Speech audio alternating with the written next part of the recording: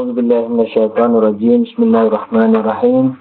Astaghfirullah rabbi wa atubu ilaih. Walhamdulillahirabbil alamin. Wassalatu wassalamu ala asyrafil anbiya'i wal mursalin habibina wa habibi rabbil alamin. Abil Qasim Muhammad Allahumma shalli ala Muhammad wa ala alihi ya tayyibin tahirin al-ma'sumin al-muntajabin.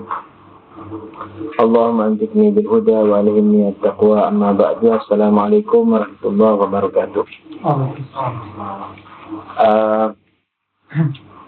Untuk melanjutkan kajian kita, karena kayaknya nggak ada yang berat ini, kita teruskan aja pembahasan sifat negasi ini yang harus dinegasikan dari Allah Subhanahu wa taala.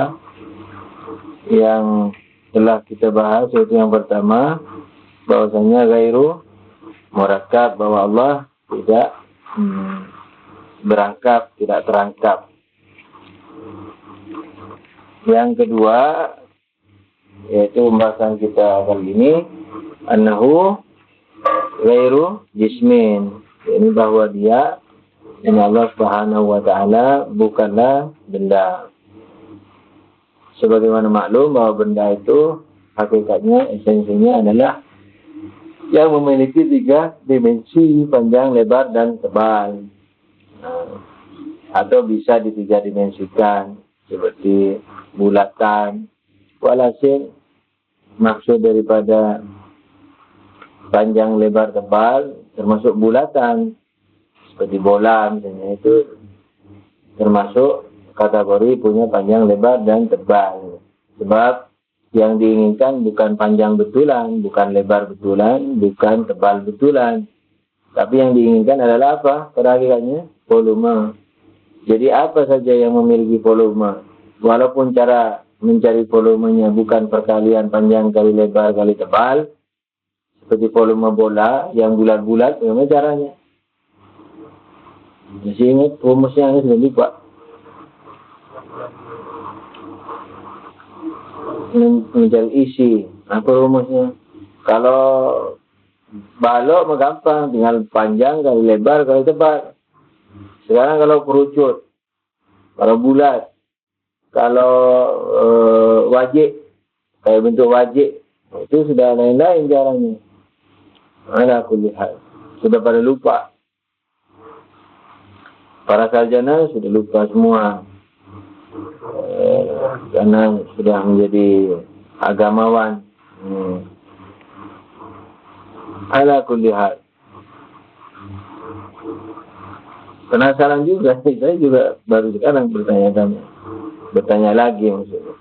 Walhasil yang diinginkan dari definisi benda, kalau antum lihat di buku filsafat panjang, lebar, tebal, jangan diiskal. Bola benda, bulatan benda, tapi bukan panjang, lebar, tebal. Nah, jangan diiskal begitu.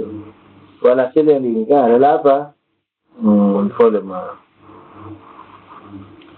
Oke, kita baca dulu. Qala as-saniyatu annahu laisa bijismin wala aradin wala jauharin wa illa laftakara ilal makan wa lam tana'a infikakuhu minal hawadis fayakunu hadisan wa huwa muhal. Diterleknya berkata dia, yang kedua, bahwasanya dia, yakni Allah, bukan benda, bukan juga aksidental, bukan juga aksiden, bukan juga substansi. Kalau enggak, ini kalau benda atau aksiden atau substansi, kalau enggak begitu, maka dia memerlukan kepada tempat. Wa juga walam tana'in fitakuhum minal hawadis, maka dia juga tidak bisa dipisah dari perubahan, hal-hal yang baru, yakni perubahan. Fayakun hadisan, oleh karena itu dia akan menjadi baru, wa muhal, dan yang demikian itu adalah mustahil bagi Allah Subhanahu wa taala. Aqulu, pensyarah mengatakan, saya berkata, al-bari ta'ala laysa bijismin khilafan lil mujassamah. Allah bukanlah benda, berbeda dari orang-orang yang disebut kelompok mujassamah yang membendakan Tuhan. Wal jism huwa, wal jismu huwa ma lahu tulun wa ardun wa umkun. Yani jism apa? Yang memiliki panjang, lebar, dan tebal. Ardun ini bukan arat, makanya disukun itu. Kalau arat apa? Aksiden. Kalau ardun, yani apa? Kalau ardun, yani itu lebar. Kalau ardun, bumi kalau alim. Ardun sama ardun. Kalau orang Arab pasti sekali hanya ardun. Nah itu lebar. Nah wal arad, nah ini bawahnya. Nah sebentar dulu wal jism. Jism itu apa? Yang memiliki panjang, lebar, dan tebal. Ompun. Wal aradu, nah, kalau arad tidak disukun roknya. Wal arad huwal halu fil jismi wala wujuda lahu bidunihi. Arad itu apa? Ini aksiden itu apa? Adalah sesuatu yang berpijak atau yang istilahnya iyalah menyatu atau berpijak, hulul istilahnya di benda. Wala wujuda lahu bidunihi. Jadi arat ini kalau tidak ada benda maka tidak memiliki keberadaan. Seperti apa? Seperti putih, warna, kuantitas, kualitas, hitungan. Nah, jadi seperti hitungan 1, 2, 3. Nah, itu ada hitungan yang istilahnya matematis. Ada satu matematis, ada yang satu bukan matematis. Kalau satu matematis itu yang dimulai dari kenyataan bahwasanya dia sebagai arat, sebagai aksiden. Makanya dia berpijak ke mana? Berpartner ke benda. Makanya 1 telur, 2 telur, 3 telur, 1 pohon, 2 pohon, 3 pohon, 1 orang, 2 orang, 3 orang, dan seterusnya.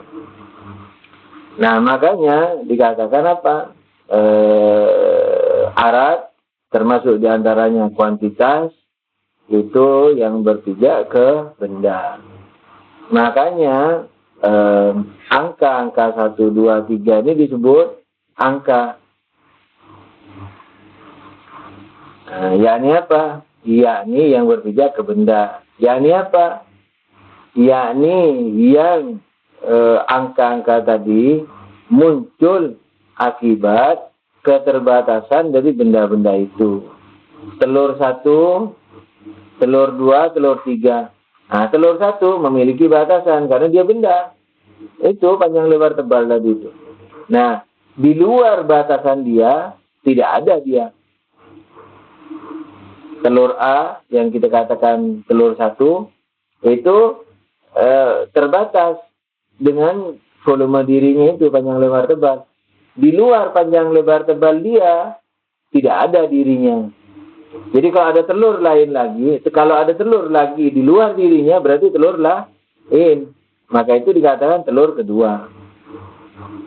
Nah, telur kedua bukan telur ke-1. Kenapa? Karena telur kedua, 2 ini kan arat, ini aksiden. Salah satu contoh, putihnya juga aksiden warnanya. Ya, kita mau lihat angkanya. Telur kedua juga bukan telur pertama. Kenapa? Karena telur kedua dibatasi dengan panjang lebar tebal dirinya sendiri. Di luar dirinya ada telur. Nah, ketika di luar dirinya ada telur, berarti bukan dirinya. Berarti telur itu telur lain. Begitu seterusnya. Telur 3, telur 4, telur 5. Itu Jadi cerita angka, matematika ini dari mana? Itu dari situ.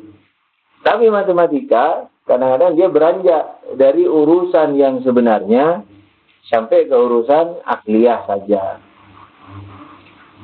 Jadi matematika ada yang urusannya betulan, ada yang urusannya hayalan. Sekarang satu telur. Kalau 2 telur dibagi 2 bisa menjadi 1.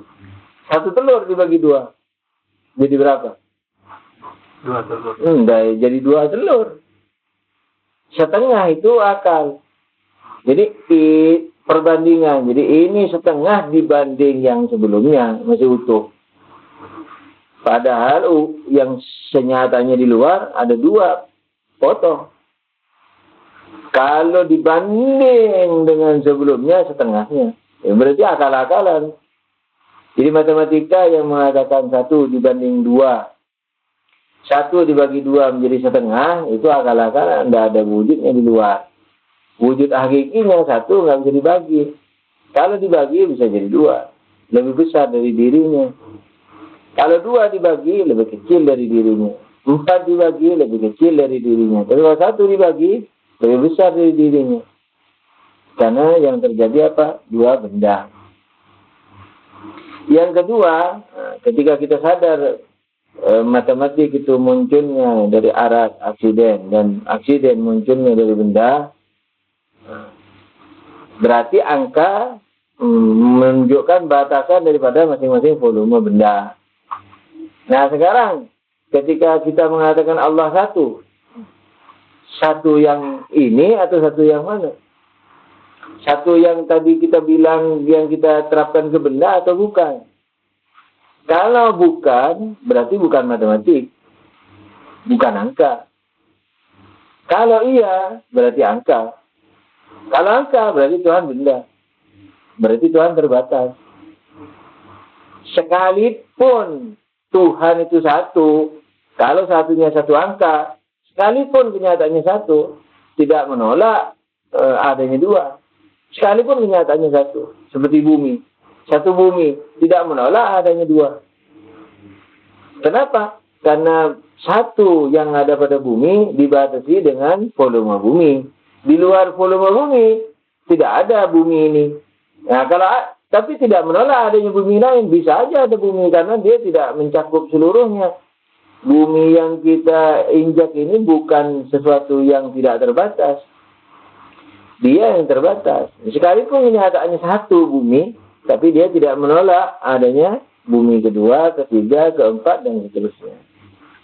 Jadi Tuhan kalau dikatakan 1 yang angka, bisa ada 2 Tuhan,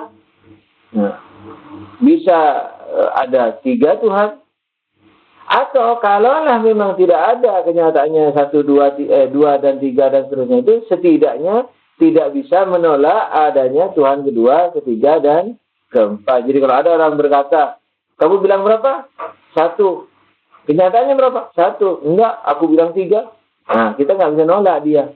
Nggak bisa mendebat dia, mematahkan perkataannya yang mengatakan Tuhan itu 3. Kalau angka itu, kalau Tuhan 1 itu satunya angka.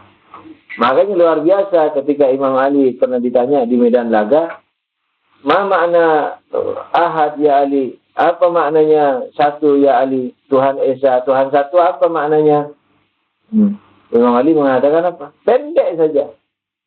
Dia 1 yang bukan angka. Huwa wahidun bila adat. Dia 1 yang bukan angka. Itu untuk memahami kata-kata itu perlu belajar asfar. Istilahnya lah, perlu belajar filsafat. Bisa membedakan arat, aksiden dengan substansi. Nah, seperti sekarang yang kita jelaskan. Maksudnya perlu belajar filsafat. Jadi apa bedanya aksiden dan substansi misalnya. Nah, aksiden apa? Arat ini apa? Sesuatu yang berpartner, bertopang, berpijak kepada benda. Nah, benda tadi apa? Jangan lupa, panjang, lebar, tebal, ini volume. Nah, makanya apapun yang terjadi pada arat ini,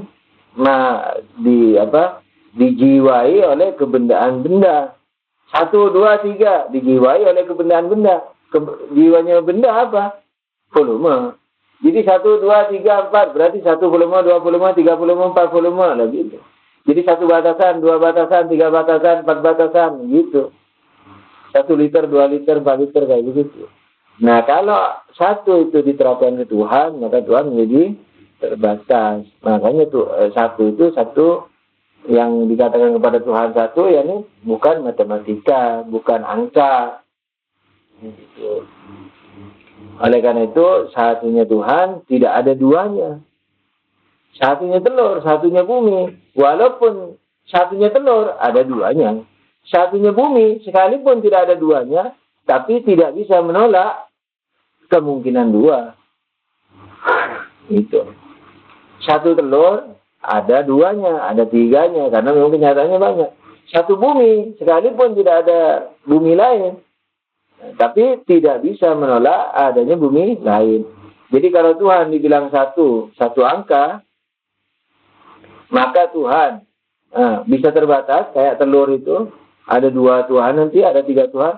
Kalaulah kenyataannya memang ada 1 Tuhan saja, tapi tidak bisa menolak adanya Tuhan kedua, Tuhan ketiga, dan seterusnya kayak bumi. Itu. Jadi Tuhan 1 yang bukan angka. Jadi gimana? 1 yang bukan angka, yakni tidak ada duanya, yakni menolak 2. Kalau satunya telur, ada 2-nya. Satunya bumi, tidak dapat menolak 2-nya. Nah, tapi satunya Tuhan, tidak ada 2-nya. Satunya Tuhan juga menolak kemungkinan adanya 2. Kenapa? Karena dia tidak terbatas. Jadi sekalipun Tuhan kita bilang 1, tapi dia tidak terbatas. Nah, ketika tidak ada batasan, tidak ada tempat kosong yang bisa diisi wujud kedua, ketiga, dan seterusnya. Ini sebenarnya sangat menguatkan apa? Pada akhirnya konsep wahdatul wujud. Satu sederhana bisa dikatakan. Cuman kalau di kalam dibatasi Allah saja.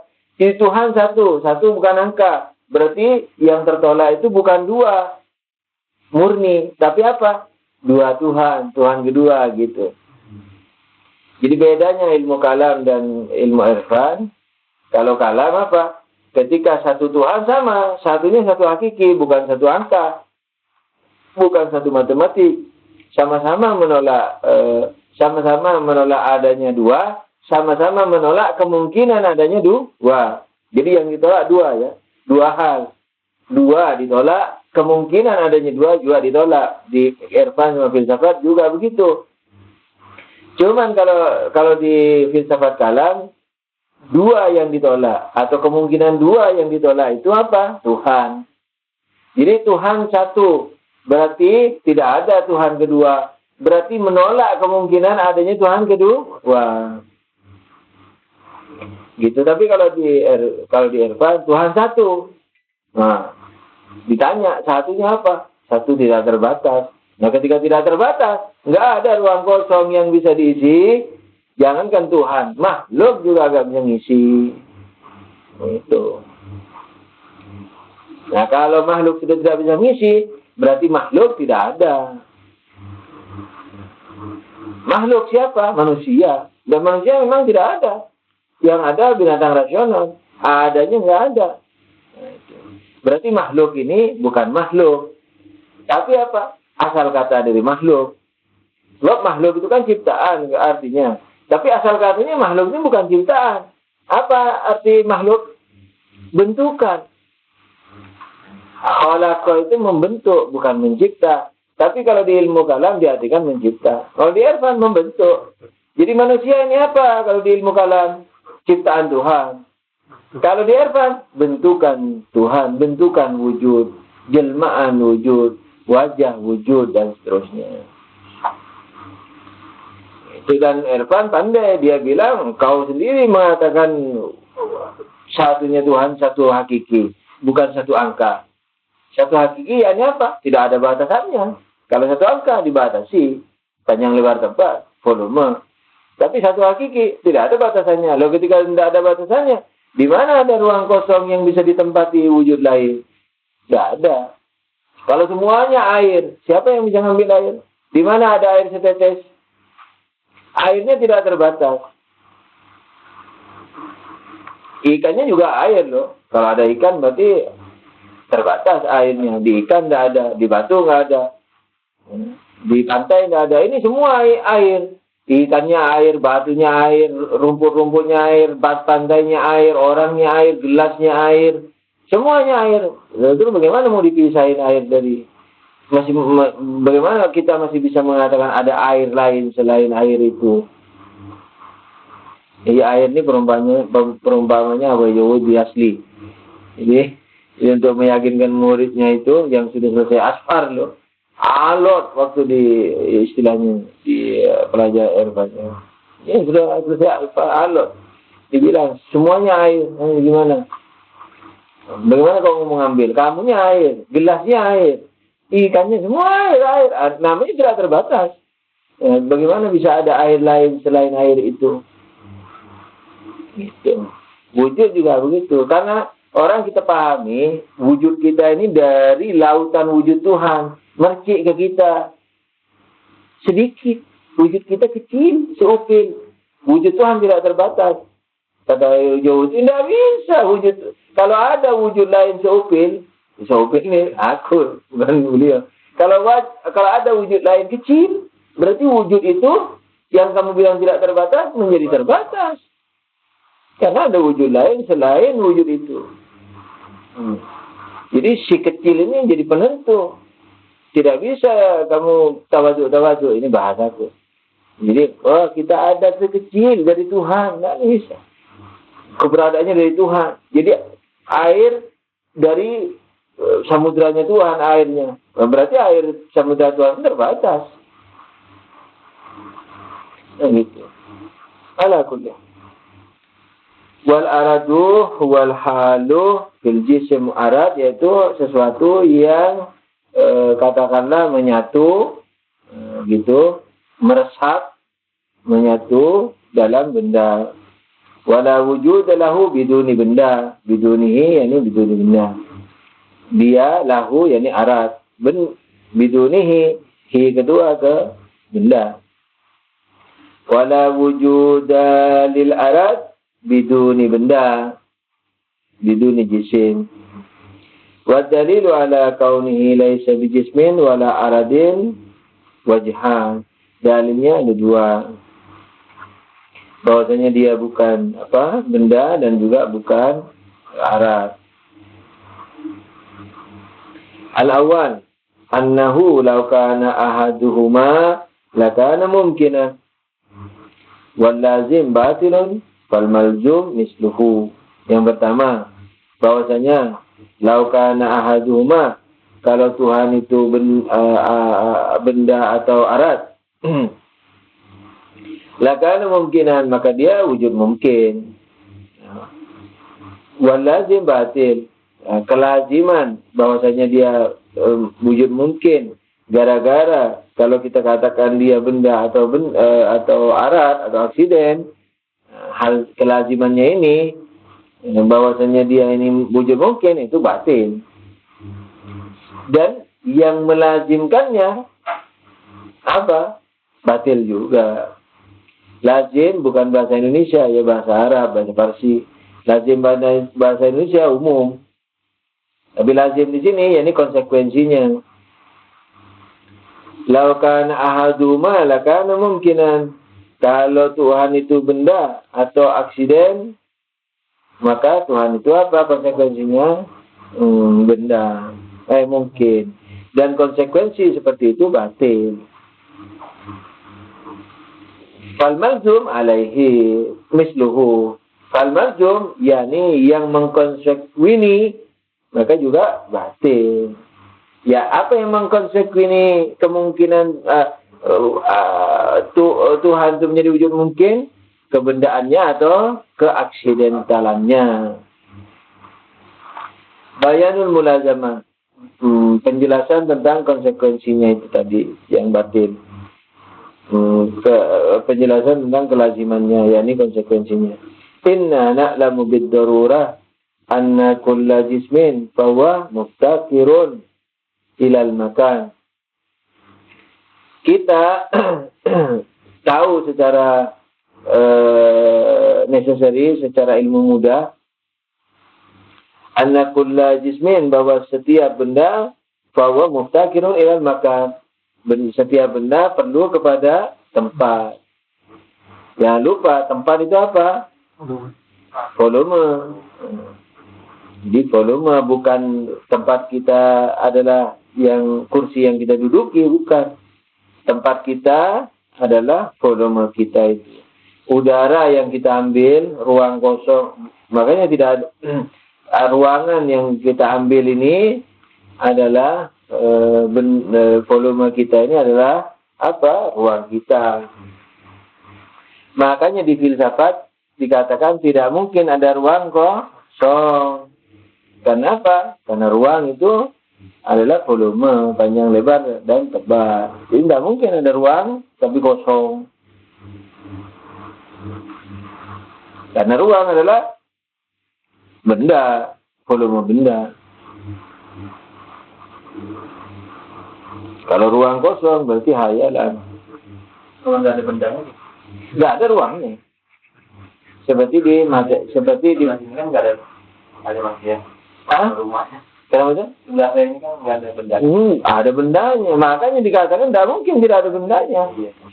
Udara ini benda. Kecil-kecil. Yang tidak ada bendanya itu hanya di alam barzakh. yakni alam ide, alam akal, alam malakut, alam barzakh, malakut atau alam jabarut, gitu. Nah, tidak mungkin ada ruang kosong. Hampa udara ada, tapi hampa benda tidak mungkin ada. Itu. Jadi di langit berapapun yang namanya masih di alam materi, pasti ada benda. Itu. Kalau di alam barzakh itu fosilnya itu dibilang apa? Atau satu bentuk dengan bentuk yang lain? Bentuk saja, tapi bendanya tidak ada. Kayak kamu memimpikan, misalnya ular bertarung dengan gajah dalam mimpinya. Gajah dan ular tidak bercampur.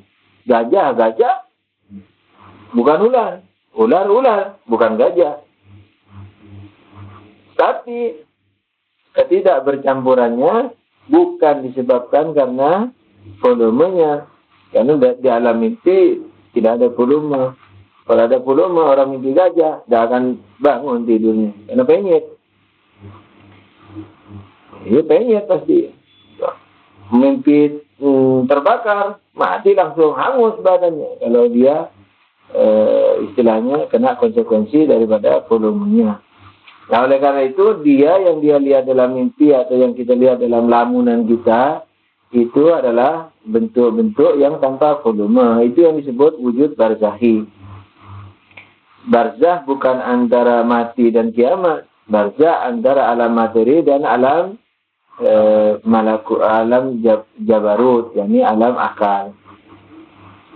Jadi dia seperti mimpi itu sudah. Jadi ketidakbercampuran dua wujud atau lebih itu bukan karena volumenya, bukan karena batasan volume, tapi karena batasan bentuknya. Makanya di alam, kalau materi kan yang punya panjang lebar tebal dan bentuk-bentuk, rasa-rasa dan lain-lain, kuantitas, kualitas. Kalau di barzakh yang tidak dimiliki hanya volumenya, panjang lebar tebalnya nggak ada. Tapi rasanya, warnanya, bentuknya semua ada.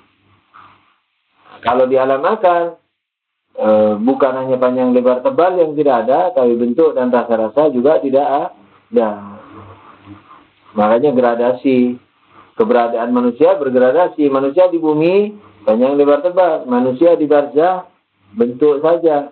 Manusia di akal, bentuknya juga tidak ada.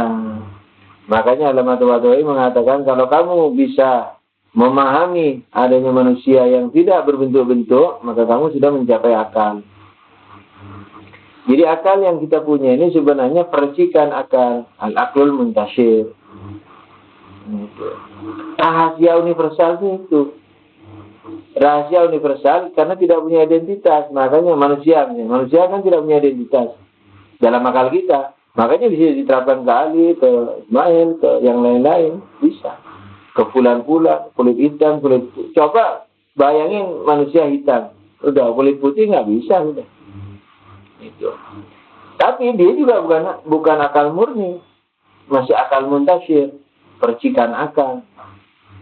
Kenapa? Karena masih ada bentuknya. Masih ada kakinya, ada tangannya, ada kepalanya. Itu. Jadi sebenarnya manusia yang kita punya tidak murni universal yang mutlak kepada semua orang. Jadi manusia buntung mungkin tidak terbayang sama kita. Jadi manusia segede korek mungkin tak terbayang sama kita. Jadi sebenarnya manusia yang ada di benak kita ini sebenarnya cocok untuk rata-rata orang Indonesia yang itu yang ada di benak. Karena kita nggak bisa melepaskan bayangan itu. Kalau mau bayangin orang bule, terpaksa harus berkonsentrasi. Oh, orang bule tinggi. Ini tuh. Coba begini saja nih, antum bayangi manusia tanpa kelamin, tanpa laki dan perempuan. Susah.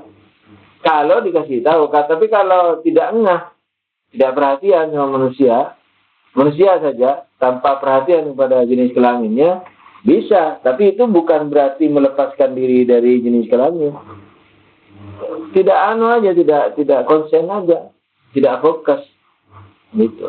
Tapi sebenarnya coba gambarin manusia, jelas-jelas gambarin manusia dalam benak kita yang universal itu sebenarnya tidak mutlak universal. Paling cocok untuk 1.000 orang, 1 juta orang, 1 miliar orang.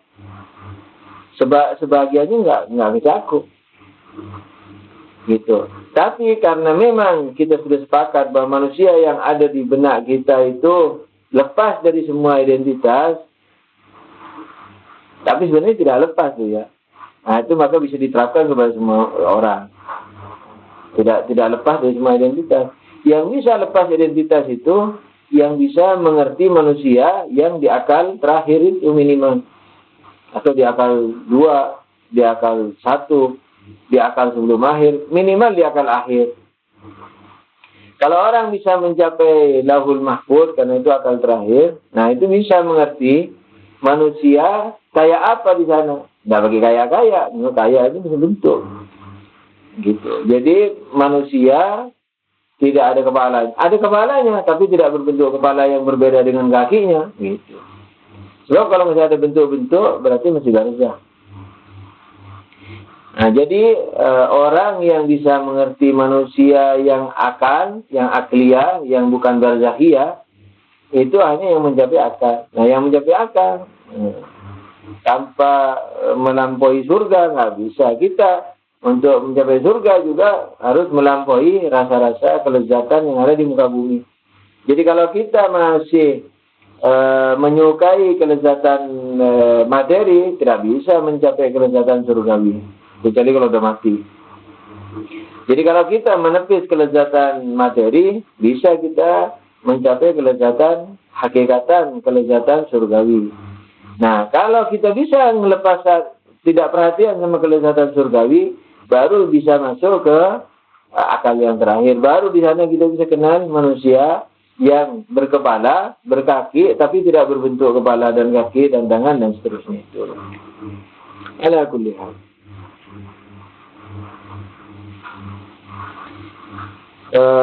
Penjelasan konsekuensinya, inna na'lamu bid-darura anna kulla jismin fa huwa muftakirun ilal makan. Jadi kita tahu secara ilmu muda, nah ini sudah jangan didebat lagi, jangan diiskal, sudah ilmu muda, bahwa semua benda itu memerlukan kepada tempat. Tempat yakni apa? Volumenya itu. Wa kullu aradin muftakirun ilal mahal.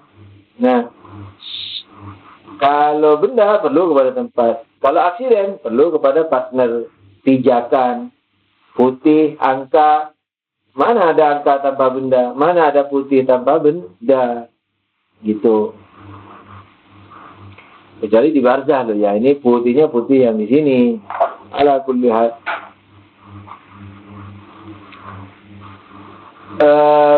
Kalaulah sebenarnya memang pembahasan ilmu kalam ini sangat terbatas. Miskin, anak mau bilang miskin, kasihan juga. Nah, maksudnya bukan bermaksud merendahi. Seandainya beliau mengatakan begini toh, wal arad huwal hal fil jisim. Kalau filsafat dia tidak akan bilang begitu.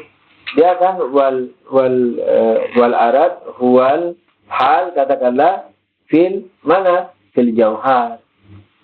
Lebih enak jauhar daripada jisim. Sebab ketika di barzah itu bisa diiskal kalau jisim.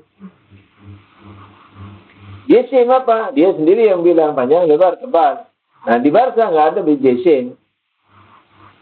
Di barzah nggak ada jisim. Berarti nggak ada angka. Padahal ada satunya Jibril, Mikail, 2, 3 Israfil dan seterusnya. Madu. Kalau di surga kan, madu, pohon, bidadari, segala macam, burung-burung. Tapi kalau mutakalim gampang aja. Saya tidak percaya barzah. Sebab yang percaya barzah ini yang percaya barzah sama akalnya hanya filosof. Itu dia bilang saya tidak percaya barzahmu itu. Sebab surga bagi aku benda. Isi benda. Ini barzah tidak percaya. Ala kulli hal. Keberadaan barzah. Nah kalau dia percaya barzah, lalu dia katakan aksiden itu yang bertakdir kepada benda, maka bisa diiskal. Berarti putih harus ada benda dong. Iya. Berarti cantik harus ada perempuan dong, benda. Iya. Berarti bidadari tidak cantik. Karena cantik kualitas. Harus kan aksiden. Cantik kuantitas. Kualitas. Pandai, bodoh, semua itu perlu kepada partner pijakan. Nah kalau pijakannya itu harus benda, berarti bidadari nggak cantik. Sebab bidadari nggak benda. Dia bilang, buat kamu bidadari nggak benda, buat aku bidadari benda. Tapi bagi orang yang percaya bahwa surga itu barzahi, sebagusnya di sini huwal hal fil jauhar. Gitu. Nah, titik-titik itu sudah harus disiapkan dari sekarang supaya nanti gampang. Jadi antum ini sebenarnya kalau antum telaten nanti nyimpulin di rumah, diringkas lagi, jadikan buku pedoman. Ini sebenarnya sudah kerjaan besar menurut saya. Karena apa? Antum langsung korburdi istilahnya kalau bahasa Parsi. Jadi apa? Kalau korburdi itu apa bahasa Indonesia? Penggunaan aplikasi. Ilmu-ilmu aplikasi. Ada memang dipakai istilah begitu. Jadi ilmu-ilmu yang sudah aplikatif. Artinya antum sudah langsung bisa, walaupun belum belajar filsafat, sudah punya arahan mana titik-titik beda antara kalam dan filsafat dan irfan. Nah nanti kalau antum sama-sama selesai belajar, nah antum bisa tahqiq lagi, antum jadi alamah sendiri. Kalau sekarang kan mungkin mendengar berita dari saya. Nah nanti antum berpendapat sendiri. Ala kulli hal. Wal maka anna na'lamu bid-darura anna kulla jismin fa huwa muftakiru ila al-makan wa kullu aradin muftakirun ila al-mahal. Lebih umum ila al-jawhar. Wal makan wal mahal ghairuhuma. Yani apa? Tempat dan partner, kira-kira gitu. Atau begini, volume dan tempat. Nah, jadi makan yang bahasa Indonesianya biasa diartikan tempat, kita langsung artikan secara ilmiah saja, jangan bahasa.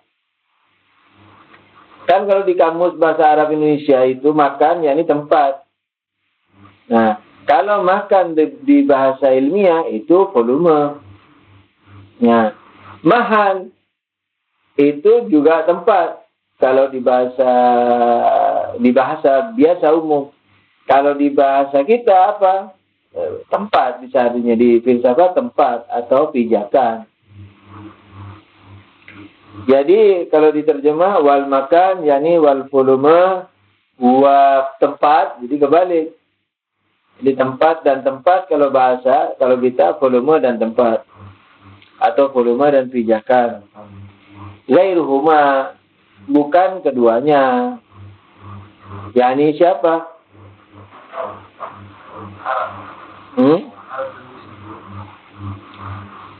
Iya, jadi bukan arat dan jisim. Yakni arat yang perlu kepada mahal, sudah pasti mahal bukan arat. Jisim yang perlu kepada makan, sudah pasti makan bukan jisim, dan jisim bukan makan. Wal muftakiru ila ghairihi mungkinun. Siapa saja, apa saja. Antum harus ingat tuh, apa bedanya siapa dan apa bedanya apa. Di mantik itu jangan lupa. Siapa saja, apa saja, itu sudah beda. Kalau apa, esensi. Kalau siapa? Jadi siapa saja, apa saja. Nah, itu sudah bahasa ilmiah. Jangan antum artikan basa-basi keindahan kata kalau kita ngaji kitab. Kecuali kalau Sahandroni barangkali untuk keindahan pidatonya. Tapi kalau ngaji, itu harus perhatiin. Siapa saja, apa saja. Nah, itu sudah beda, itu sudah.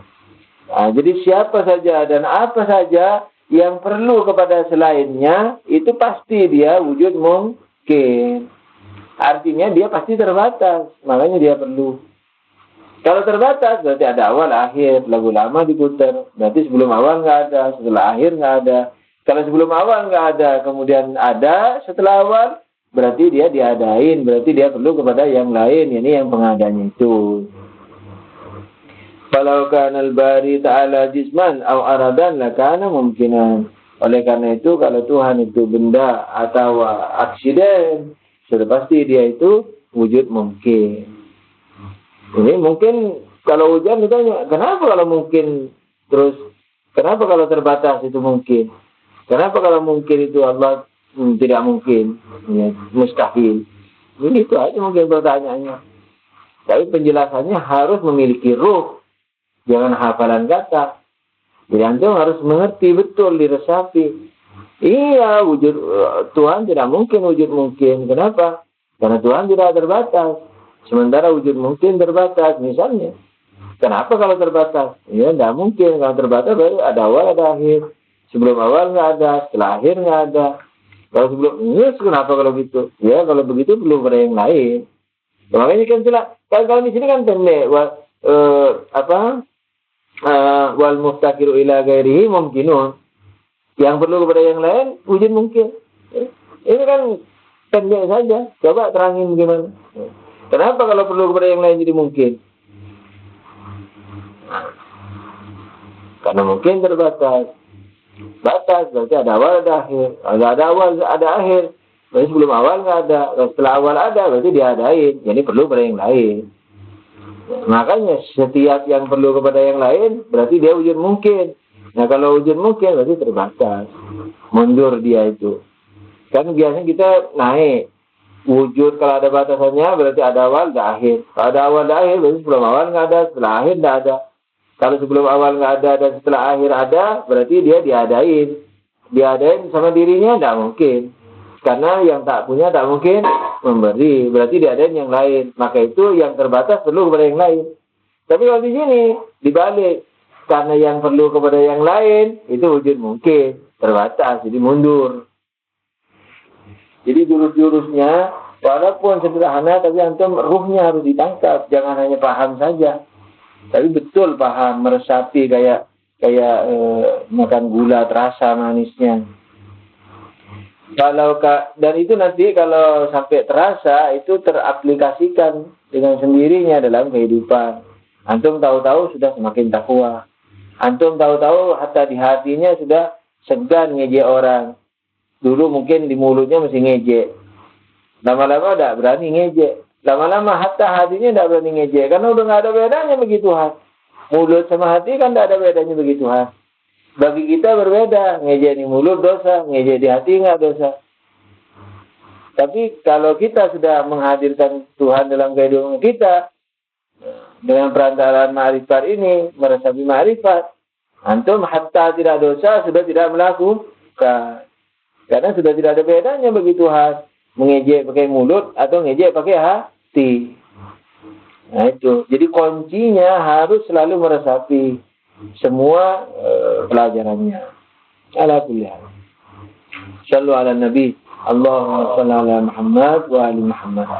Kalau sudah ini. Kalau kan al-bari ta'ala jisman. Kalau Tuhan yang maha suci benda atau aksiden, lakana mungkinan, maka dia itu adalah apa? Wujud mungkin. Nah, kalau di sini mah gampangan aja. Kenapa wujud mungkin tidak bisa? Karena di awal sudah dibuktikan bahwa Allah itu wujud wajib. Nah, itu. Tapi peresapannya, ruhnya seperti tadi yang saya terangkan. Dan sering sudah diulang-ulang. Asani, dalil keduanya, annahu law kana jisman lakana hadisan wa huwa muhal. Yang kedua, kalau Tuhan itu benda, maka dia pasti apa? Baru. Hadis yakni baru. Tapi baru bukan lawannya lama. Apa lawannya? Nah. Nah, bahasa Indonesia-nya iya. Lawannya kadim. Bahasa Indonesia apa kadim jadinya? Kalau mau diartikan. Nah. Itu kadim, itu bahasa. Kadim lawannya jadid. Jadi baju ini lama, baju ini baru. Apa ruhnya? Ruhnya kalau Tuhan dibilang baru mustahil, berarti Tuhan lama. Nah, apa lama? Apa lama lawan baru itu? Nah, qadim jangan diartikan lama kecuali kalau sudah jadi istilah. Kalau jadi istilah tidak apa-apa. Lama tapi L-nya L besar. Allah lama. Nah, L-nya L besar. Tapi kalau sudah jadi tradisi, sebelum jadi tradisi, jangan diterjemahkan begitu. Harus dikasih penjelasan dalam kurung. Apa? Tidak berawal. Tidak didahului oleh apapun. Udah. Kadim, ini tidak didahului oleh apapun. Bukan kadim lawannya baru. Itu. Baru apa? Didahului. Gitu. Jadi baru didahului. Lama tidak didahului. Lama besar ya. L besar. Allahu lamaun. Misalnya. Jadi sifat. Misalnya sifat Indonesia. Nah, kayak gitu. Kalau istilah lain boleh juga. Tak pernah tiada. Tak pernah tiada. Tak pernah tiada. Tak pernah tiada. Itu bisa ke belakang. Tidak melulu ke depan. Tidak bisa ke depan, tidak melulu ke belakang. Padahal qadim itu maunya ke belakang. Tapi kalau tak pernah tiada, baik di depan, baik di belakang, bisa. Padahal qadim tidak pernah tiada, tapi di belakang, bukan di depan. Itu. Jadi masih lebih fokus apa? Tidak didahului oleh apapun. Semana lah, antum juga bisa karang dengan itu, tapi harus direnung. Ya, seperti tadi itu, tak pernah tiada. Ya, bisa, cuman tidak manik, tidak mencegah. Mencegah apa? Yang tidak termasuk qadim. Apa? Ke depan. Ya, ini selalu kana. Yakunnya tidak ditolak. Padahal qadim ini kan yang kanan, yang ke belakang. Asani laukana jisman lakan hadisan wa huwa muhal. Yang kedua, kalau dia benda, maka dia baru. Ini dimulai, didahului. Wa huwa muhal. Dan itu mustahil. Bayanul mulazamah. Penjelasan tentang kelazimannya. Yani konsekuensinya. Anna kulla jismin fahuwa la yahlu minal hawadis. Bahwa setiap benda maka ia apa? Tidak mungkin lepas dari apa? Perubahan, dari hal baru. Hawadis, hal-hal yang baru, yakni yang bermula, yang apa namanya? Yang terjadi. Wa kullu ma la yakhlu minal hawadis fa huwa hadisun. Setiap sesuatu yang tidak bisa melepaskan diri dari perubahan atau kejadian-kejadian yang baru, maka dia pasti juga baru. Seperti manusia atau bertambah ilmunya, ganti emosi, ganti senyum, ganti sedih, ganti bahagia. Ini hawadis, kejadian-kejadian yang ada pada manusia. Nah, setiap perubahan-perubahan terjadi pada manusia, berarti manusia juga baru. Setiap hal baru yang menimpa manusia juga baru. Ini perlu saya kasih contoh supaya antum merasakan itu. Apel dari hijau menjadi merah, itu hawadis, perubahan, kecil ke besar, pahit ke manis. Nah, kayak begitu. Perubahan-perubahan selalu terjadi. Pohon berdaun, gugur, nanti bertunas lagi. Perubahan-perubahan terjadi. Diterpa angin ke barat, ke timur, ke atas. Bisa ke atas, enggak bisa. Kalau ke atas berarti tercabut pohonnya. Ala kulli hal, miring kanan, miring kiri, semua itu perubahan. Nah, itu hawadis namanya. Kejadian. Nah, setiap yang memiliki kejadian seperti itu, pasti dia juga kejadian. Ini baru. Setiap hal baru selalu terjadi pada dia juga hal yang baru. Baru, yakni sebelumnya nggak ada, didahului. Anna kulla jismin fahuwa la yakhlu minal hawadis. Ini mukadimahnya. Setiap benda pasti banyak kejadian-kejadian barunya. Wa kullu ma la yakhlu minal hawadis fahuwa hadis. Setiap yang tidak lepas dari perubahan-perubahan, maka dia juga setiap hal yang tidak lepas dari kejadian-kejadian baru, maka dia juga baru. Waqad taqaddama bayanuhu, dan penjelasannya udah selesai sebelumnya tentang hal ini. Kalau kana jisman la kana hadisan. Kalau Tuhan itu benda, maka pasti dia baru. Baru yakni didahului. Lakinnahu qadim, akan tapi dia tidak pernah didahului. Dia qadim. Fayajtami'un naqidan. Maka itu bertemu dua kontradiksi. Padahal dua kontradiksi tidak mungkin ketemu. Jadi kalau Tuhan dari satu sisi dibilang qadim, tidak pernah didahului. Tapi dari sisi lain dibilang benda. Dan yang benda berarti karena dia tidak lepas dari perubahan-perubahan, kejadian-kejadian baru, berarti dia baru. Kalau baru berarti baru. Kalau baru berarti ya baru. Berarti dimulai, didahului.